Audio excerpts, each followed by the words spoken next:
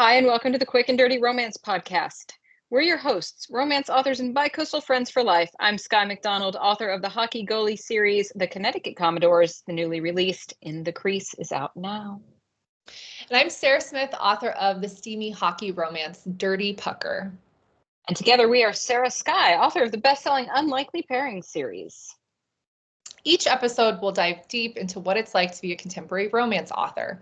We'll talk writing inspiration, give you the inside scoop about the publishing world, chat about how we write those infamous sex scenes, and more. And then we'll pull out and wrap it up in 30 minutes or less, but we promise to leave you satisfied. And if you haven't already checked out our books, what are you waiting for? Check them out after you listen to this podcast. We are available on Amazon and KU, and go ahead and DM us with any questions or requests for future episodes that you might have.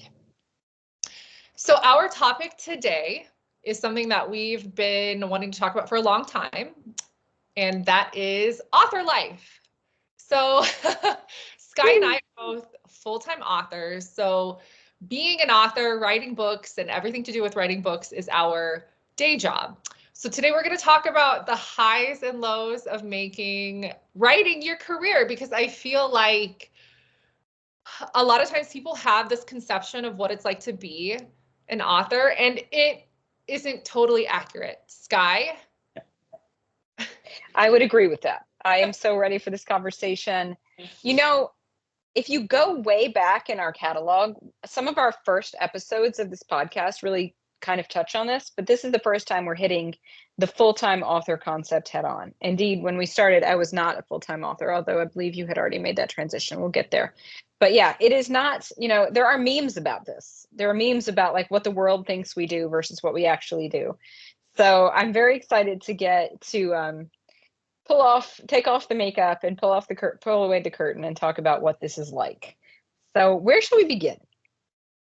Well, I think maybe we could just talk about like what our daily schedule is like what it's like to literally write full time, because I think a lot of people think like, oh, you just sit at your computer and you write these beautiful stories and that's it, and then you hit like publish and look, all these readers come and find you. The money rolls in. Yeah. And, like, I mean, that's what I wish it were like, but I think if we maybe talk about what it's like to be a writer day to day, that can give people a little bit more insight, and I think it would be helpful too for like readers, because we do have some readers who listen to this podcast, like to maybe like when they know what it's like to be an author, maybe like their expectations will reflect that, because I think and I'm the same way, because I'm a reader, I'm a romance reader. I want my favorite books and my favorite series to be like published right now, all the way, like, so I can read everything. But like, maybe if we explain what it's like day to day, we can kind of give some understanding to why like we're not just publishing a book every month, which if you are, good for you, but like I can't do that. Yeah. Okay, so I treat writing as my full-time job now. Well, yes, I have side projects, but and I'm working on speaking as well. But I treat writing as my full-time job. So what that looks like is I have a ritual when I wake up in the morning. I have to do my yoga. And then I have my morning ritual, my morning routine that I go through, including that wraps up with walking my dogs. And then by about 7:30 or 8, I sit down in front of my computer because I do my best work in the morning. And I will write for anywhere from 2 to 4 hours, depending on how I'm doing and whether or not the words are flowing. So I will make myself write every day, and then I take a break, and then the afternoon is entirely for marketing, social media posts, and learning.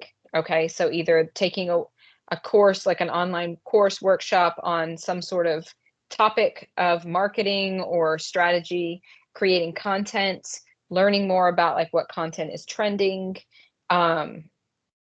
There are any number of things that I could be learning about my newsletter and how to best like work with that. And also marketing newsletter counts as that too. My newsletter is very important to me. And yeah, so marketing and learning happens in the afternoon, and then I tie it up. It is very rare in this era of life that I will write more in the evening. I have to be really, really, really excited about something that I'm writing. And not to say I'm not really excited about all my books, but it's very rare that I will take my evening time, because now that it is my day job, I try to give myself the boundaries of that. Um, just because I also, and we can talk about this later, I know what it's like to write in all of your spare time. So, but we'll talk about that later. So that is my day, and I know yours is different. Different, Scott. I want to say I love how structured your day is. But that's you. Like, I know you as a writer and as a friend, and you're very much somebody who thrives on that type of schedule. Yeah, well, literally, if I didn't, I would get nothing done. Like, you are like a force of nature where you just kind of come in and do it. But yeah, so if you have been listening to us for a while, you know that Sarah's about to break your day down, and you would know, if you know us at all, that our days are almost polar opposites of each other, which is part of this beautiful friendship. But yeah, like, if I didn't have that structure, it works very well for me, because if not, I'll just kind of stare at the wall and an entire days will go by. So yeah. Yeah, totally. Yeah, you are right. So we are very different, Sky. So when I wake up later than you because you get up at like 5 in the freaking morning. Yes, I do. I'm deep in my sleep cycle at that point. And that's amazing. But so I'm a night person. So it's very, very hard for me to wake up very early and be productive. Like, in the past, when I've had office jobs that are like 8 to 5, like, obviously I did that and I made it work and it was whatever. But now that I work from home as a full-time author, like, I can set my own schedule, which I really like, because so what I do is when I wake up, I'm completely worthless, like, mentally. So I need to, like, I get up, that's when I like check my emails, check social media, catch up on stuff that I might have missed. I'm drinking crap tons of water, because I don't know why I need to drink like tons of water to feel like a human being after waking up. I don't know. And I don't drink coffee. So I'm not like really like a caffeine person.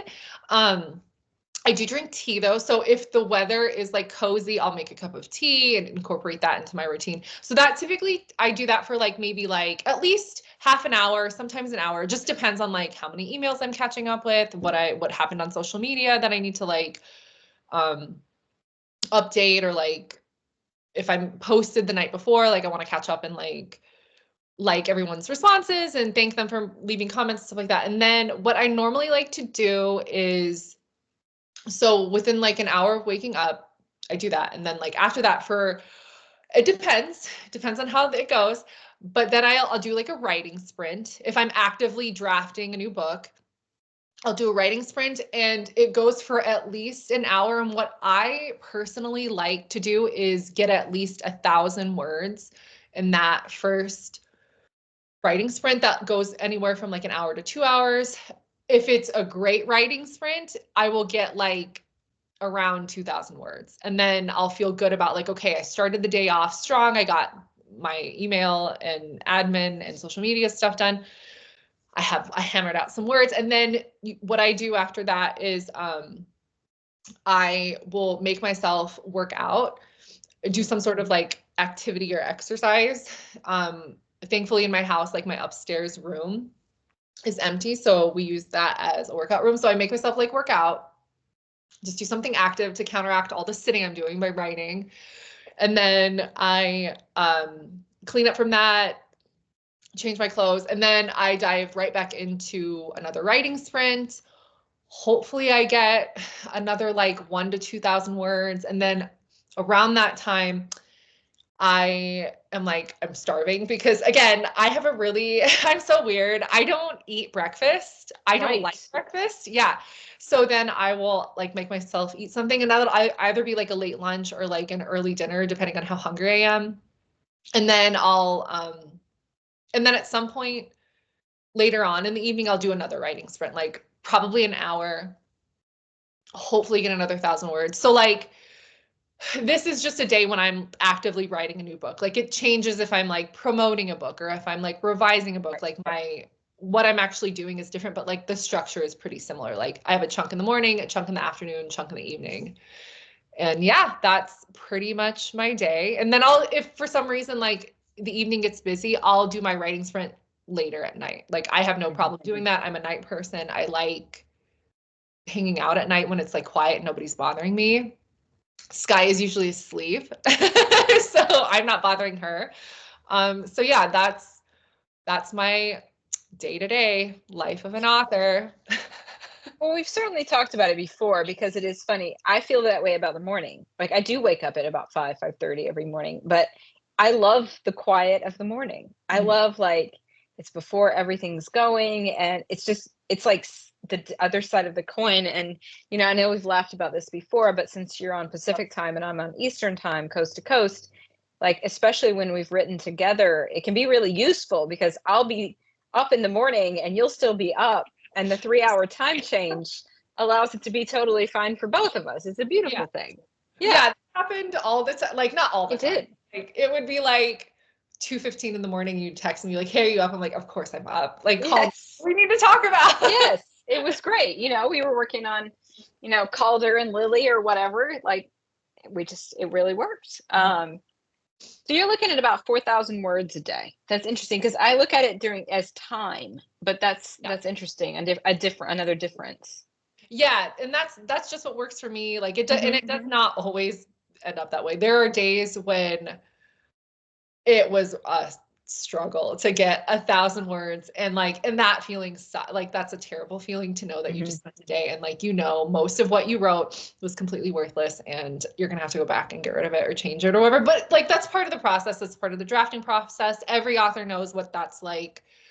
And to be honest, if I have a day where I am just like cranking it out, like where I exceeded my word count goal. So like an amazing word count goal per day for me is like 5,000 words. If I hit 5,000 words, like that is an excellent day. I can feel really good about that. Anything above that, like if I get like 7,000, 8,000, I feel amazing. Well, the next day, I don't know what it is, but I can't replicate that the next day. The next day, I'm going to have to do something different. Like I might be able to get like 1,000 words, but then I'm going to have to like focus on a different project because my brain just can't like write 8,000 words every single day. I wish it could, but I just can't. So like, it's very dependent on like how the words are flowing and how good I feel about what I wrote. Do you work on multiple books in the same day or at the same time? Yes, if I have to, if like deadlines are overlapping, I will. It's really what I won't do is, or what I will rarely do is I will rarely draft multiple books at the same time. Well, okay. So like I'll draft something. So I'll do writing sprints to hit my word count. And then like I'll revise a different thing. But it's really hard for me to be like, okay, I'm writing this book at the same time I'm writing this other book. And I know that some authors do that with no issue. I'm not like that. How about you, Sky? Do you work on multiple things at the same time? No, I work on one novel at a time, but then I work on, like, I have a Substack that I write, like a nonfiction Substack, and I am working on something nonfiction, but right now it's just kind of like in the playing around with it stage. So I can switch between fiction and nonfiction. So like if I'm writing like an essay for my Substack, which is called A Bit Much, like then that's easy to slip back and forth between because they're so different. But I think I would really struggle to try to write unless the novels were, even then I think it would be tough. But if they were like an entirely different genre, I think that might make it a little bit easier, but so far I haven't dabbled with that. So I still think holding two stories in my head at once would be very overwhelming. I see editing, that makes sense. Like editing it or getting it ready for publication makes sense because you know it so well and you're just going through it. But trying to create two different like worlds at the same time, that feels like that would be a lot. But I know some authors do it, so good for them. Good for them. Yeah. So, okay. Do you want to talk about what you did before author life? Like what your job was? Like what our day jobs were before we were full-time authors? So it's funny because I was just having this conversation earlier with a group of authors. There's a group of us from the New Jersey romance writers who've gotten together a couple of times. It's really awesome. Shout out to them. But one of the authors is talking about how she can sit down and write for like 7 or 8 hours a day, like every day. Just like that's what she does all day. And she just loves it and she just keeps going and it's not a problem for her. And I thought I had flashbacks to my early days of writing because when I started writing, before I thought, okay, well, I'm going to be a published author and da da da da, I was just writing the Anti-Bell series, and I just had book after book after book. Like, I was addicted to writing, like addicted. And so summer vacations, because I was a teacher, of course, I was a school teacher. Summer vacations, I could just sit all day and write. I could just write all day. It was like a drug. It was like, oh, I'm making a world, I'm making a story. And indeed, when I was a school teacher, I would write in the morning, I would write at night, I would write on the weekends. I would write not during the school day. Like, what is that? 10 things I hate about, no, 10 things I hate about you. Right? At the, like, I think it's Allison Janney. He comes into her office and she's writing a smutty romance scene. Yeah. Yeah. 90s throwback reference, but still, if you haven't watched it, maybe you should watch it. But I didn't write at work. That would have been too much of a switch. But when I was a writer and a teacher, I was just obsessed with my stories, and it was like all I wanted to do. So I would write in any of my free time that I had, and I just loved it. I loved it. It was very much like a drug. Like, just you were in this world. You were like in this world that you just made, and it was an amazing thing. And that is how I started writing. But that was in between teaching school and teaching science fiction and doing stuff that a normal person does in their daily life. But at the whole time, from like 2014 to about 2017, it was like my brain was half in my reality and half in the world of the Nashville Anti-Bells and just like all the stories that were in my head. So that was what life was like me before. And then I became a published author, and it wasn't the same. I was still working. I still had my day job when I was a published author, or when I published. And that was a very exciting day. I mean, it was my gosh, when Not So Before Work came out, it was so exciting. But I had gotten through that obsession by then. That was 2019. And so then it was very much like kind of a side hustle, not an obsession in the same way. And that was fine too. So yeah. So I love that you talk about how that feeling that you felt when you first started writing, in addition to your day job, because I felt that too, because there's just something about, and I think it's important to feel like that, I think, because that's what makes you do the extra work to be an author, because most authors I know had a day job before they went full-time or before they made writing their full-time job. Because most people can't just be like, I'm going to be a writer, and like, just because it's so difficult to make that your job without having something to pay your bills in the meantime. And so before I was a full-time author, I was a copywriter, and I worked from home. So like the actual setting of my job was the same. It's just the work was very different, obviously. And I would write similar to you. Like, I would write in my free time. So like, I would write in the evenings and on weekends, or if I had a day off or whatever, like that would be my time to write. And I loved it, and I could not get enough of it. And I could write for hours and hours and hours. And it just felt like really good to do something that was so different from what I did as a job, that nobody else like had any say or bearing on. Like, it was all me. It was my world that I created, my story that I was obsessed with, and I loved it. And then it changes at least for me, it changed when I decided to do this full time, because I think you have to look at it differently.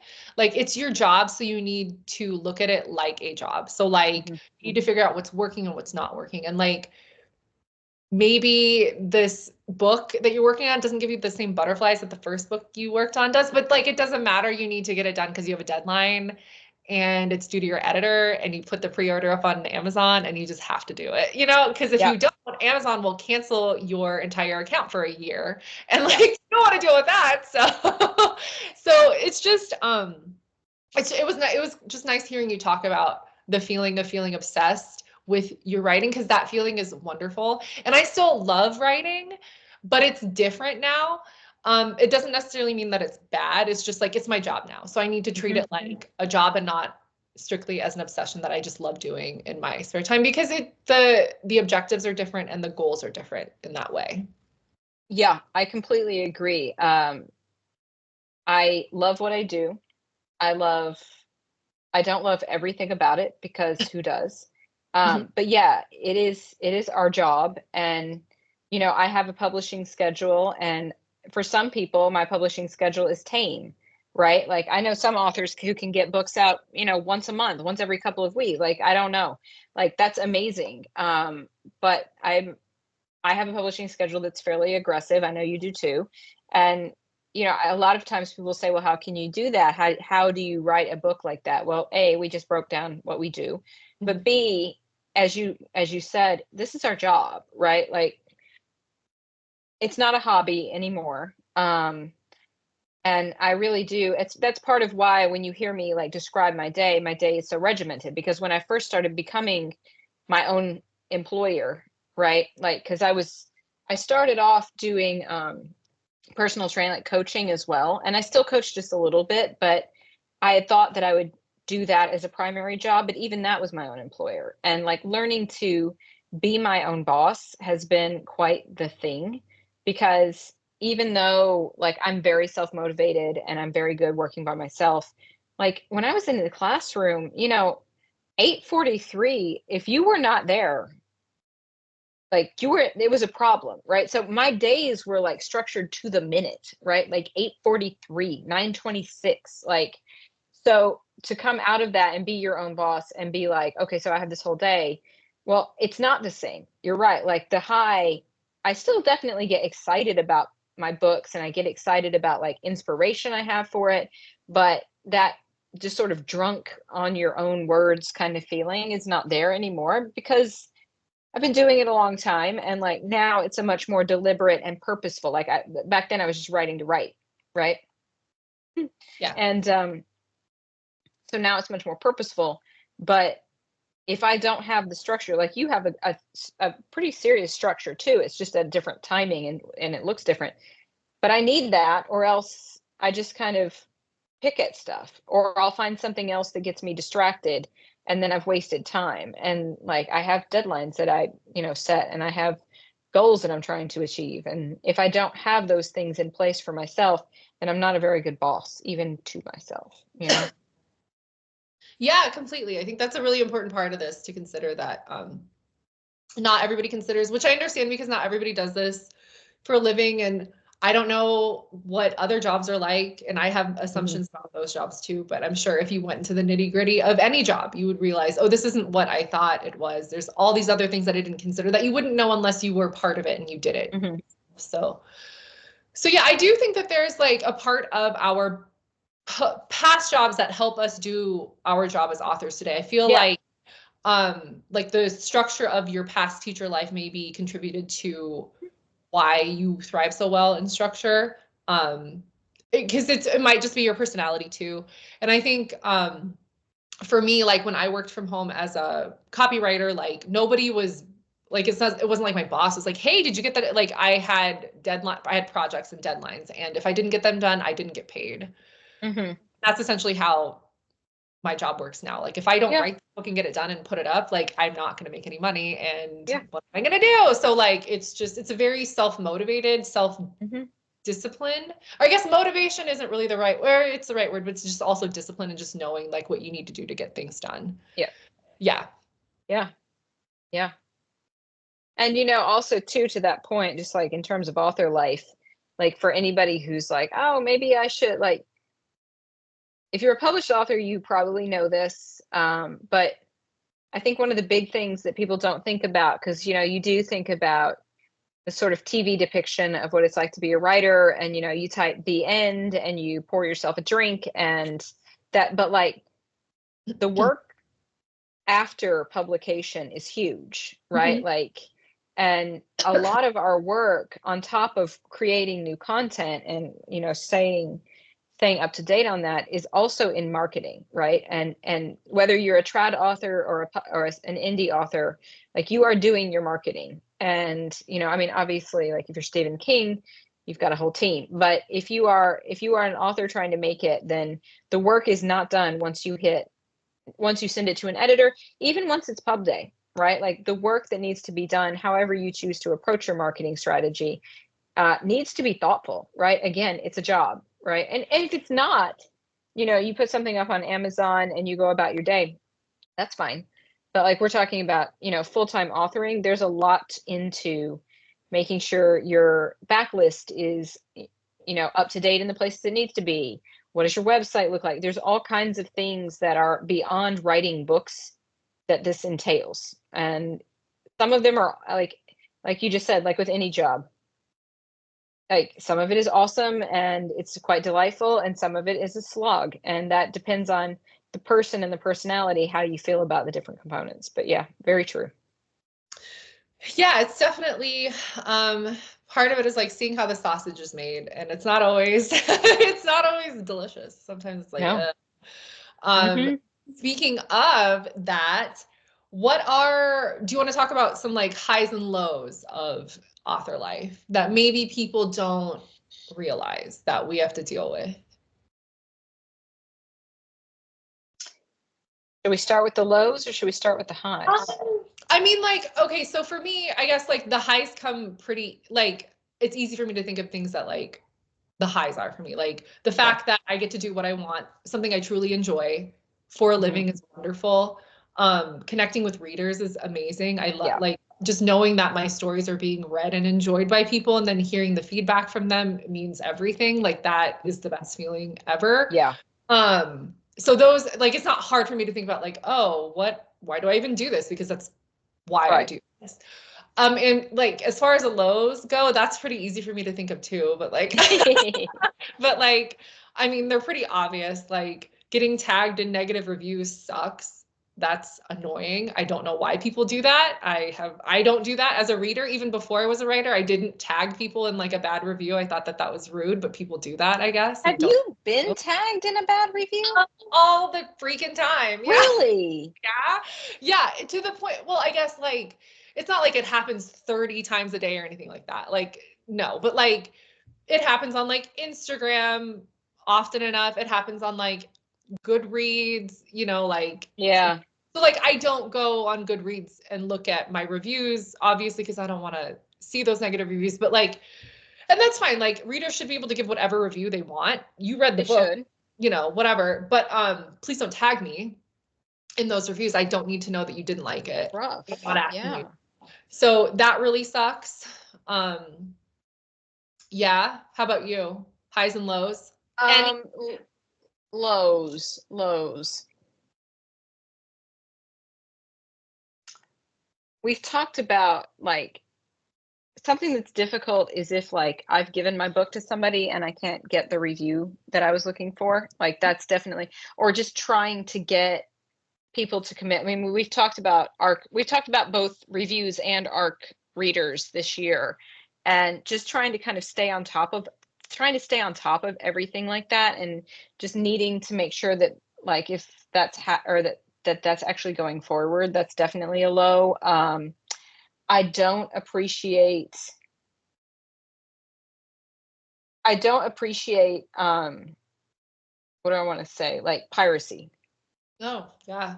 No, right? No author appreciates somebody's book and not paying for it. Yeah. Okay, so and there's the thing about this, like, because I was actually just got my haircut, and a lot of times I'll see people looking for like a haircut, like who's the best haircut in town that is cheap.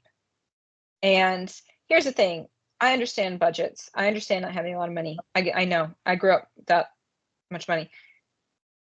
But like if you need supercuts, then that's okay. That's okay. But like my point on this is if you're going to a hairdresser who has a skill, it's the same with a photographer, right? If you're looking for somebody who's the cheapest, don't expect them to be the best, right? And so like with an author or musician, right? Like I remember the early aughts when we were all pirating music. Like there was just like, it was like a thing for a quick minute. And then it was like, oh wait, this isn't cool, because like people deserve to be paid for their work.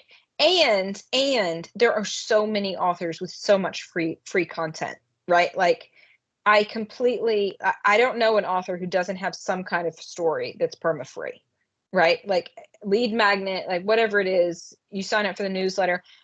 I have a free story if you sign up for my newsletter, so sign up for my newsletter. But like, there is so much free content, and KU, right, which I know has a subscription.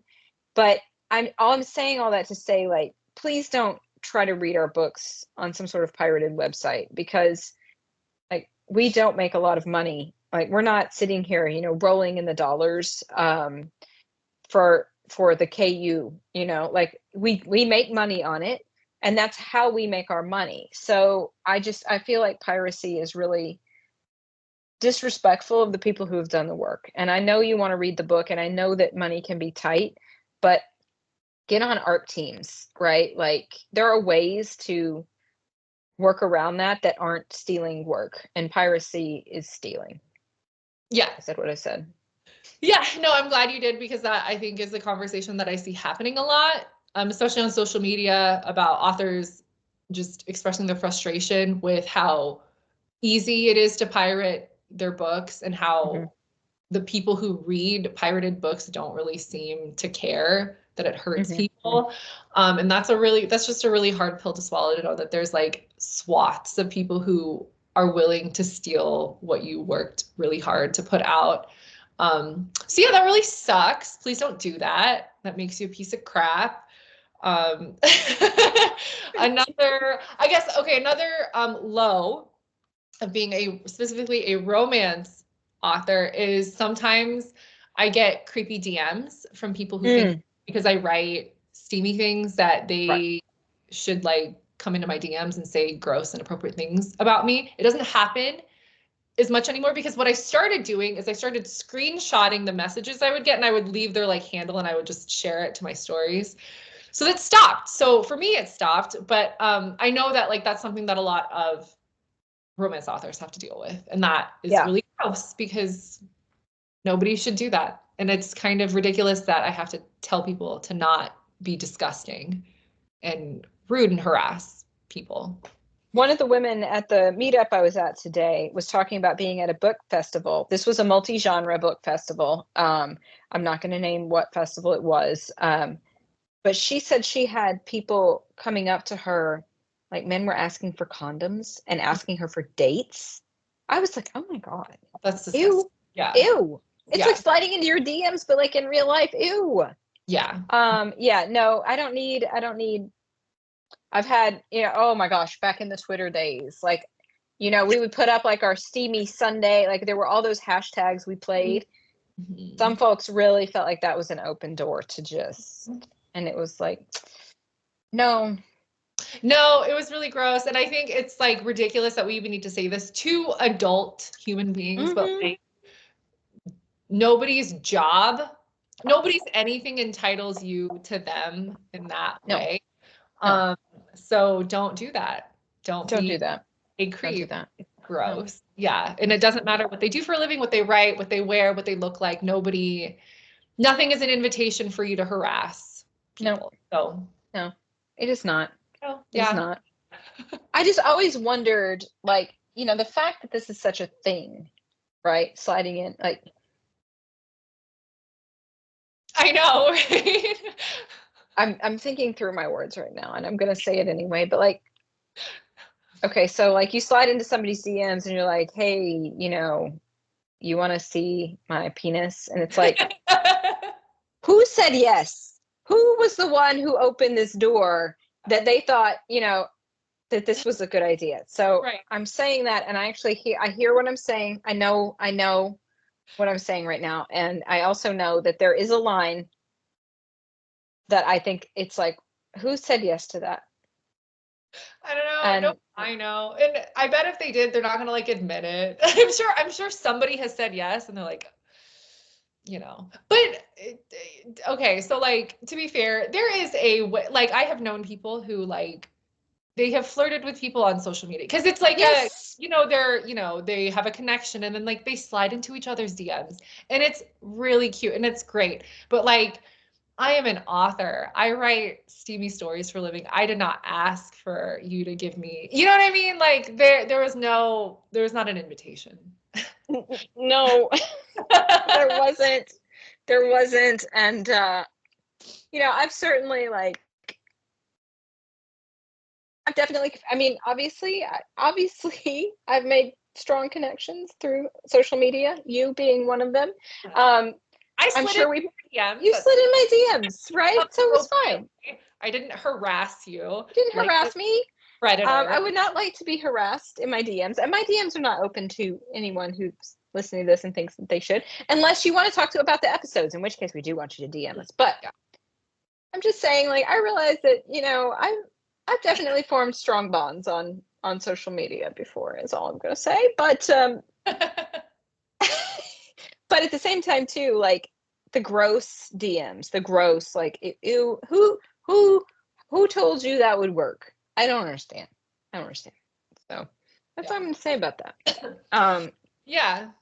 But yeah, no, it is not, being a romance author particularly does have its own set of lows, which is that I'm going to be stereotypical. I'm sorry. A lot of men presume that you are open to being flirted with, whether you are or are not. And a lot of people of all genders will kind of write it off as non-serious. And that is definitely a low of being a romance author, because it is anything if it is the opposite of that. Right? We are very serious about our work. We are very serious about our craft. We do a lot of research to make sure that we are accurate in our depictions of things. We work very hard to come up with our storylines, just like any genre author. And definitely one of the lows of being a romance author is having somebody pretend like that's not serious. It is absolutely as serious as any other genre. And I won't entertain anything else, right? It does not. The quality of our writing is as good as any other genre, which is to say there's a wide variety, right? I'm not pretending like that. But our intelligence is just as high as anybody else. It is not some sort of reductionist idea, and that is a real problem for me. That is a real low that I am not uncomfortable facing down, but I do not think that we should have to face it down. No, I agree. Yeah, that is definitely an across the board low of writing romance, just the way that the stereotypes that people have against you and your genre. And it's really unfortunate, because it's a really lovely, hopeful, progressive, empowering genre. Yeah. And that's fine if it's not everybody's thing. Most things are not my thing, and I don't put them down, and I don't insult people who enjoy them. And I don't think that it's okay to do that just because you don't like something. But thankfully, I think for both of us, the highs right now, at least right now, maybe not forever, the highs are outweighing the lows. So that's why we do what we do, and it's why we choose to be authors. 100%. The highs are, and one of my highs that I know is unique in this partnership to me is I do love going to book conventions, and I love being at a table, and I love meeting new readers. I know you mostly meet your readers online or in local things, which is also awesome. I love meeting readers.